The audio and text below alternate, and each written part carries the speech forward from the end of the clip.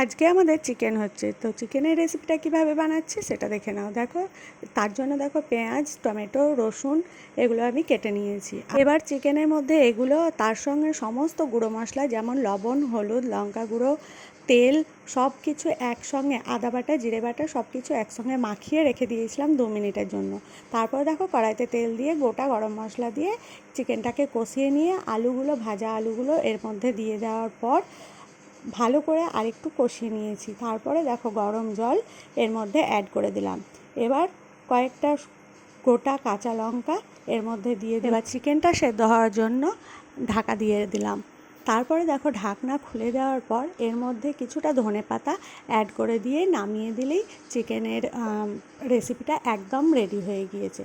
তো কেমন হয়েছে রেসিপিটা তোমরা অবশ্যই কমেন্ট করে জানিও, আর ভালো লাগলে অবশ্যই লাইক করে দিও। আর এরকম ছোটোখাটো রেসিপি, ব্লগ আর মিনি ব্লগ দেখতে যদি তোমরা চাও তো অবশ্যই চ্যানেলটিকে সাবস্ক্রাইব করে দিও।